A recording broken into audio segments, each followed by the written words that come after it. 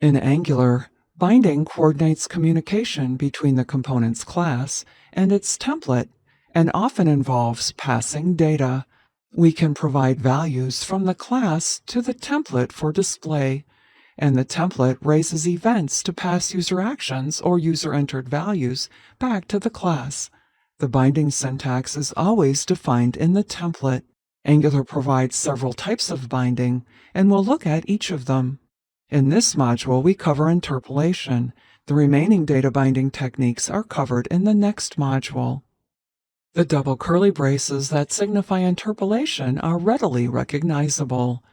The page title in this example is bound to a property in the component's class. Interpolation is a one-way binding from the class property to the template. So the value here shows up here. Interpolation supports much more than simple properties. We can perform operations such as concatenation or simple calculations.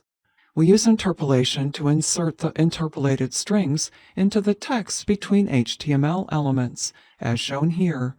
Or we can use interpolation with element property assignments, as in this example. Here we assign the inner text property of the h1 element to a bound value. Both of these examples display the same result.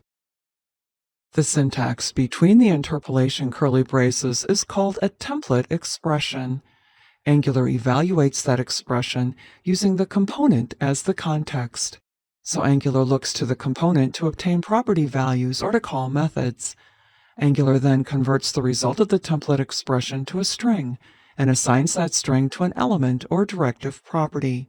So anytime we want to display read-only data, we define a property for that data in our class and use interpolation to display that data in the template. Let's give this a try.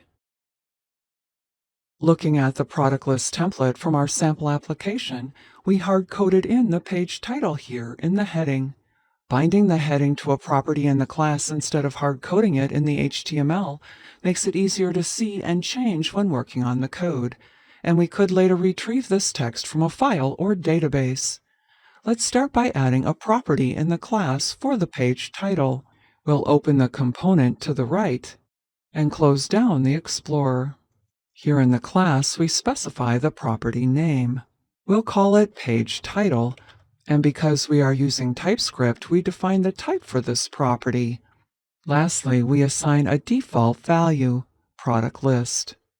With the page title property in place, we can now bind to the page title property in the template.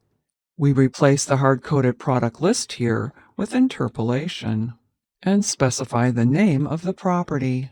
Now, when this template is displayed, Angular assigns the string value of the page title property to the inner text property of this div element, and product list will be displayed.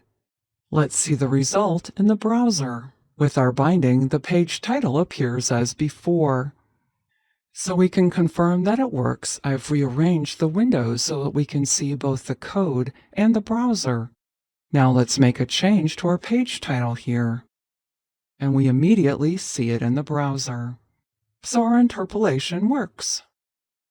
So anytime we want to display the value of a component property, we simply use interpolation. Now we're ready to add some logic to our template.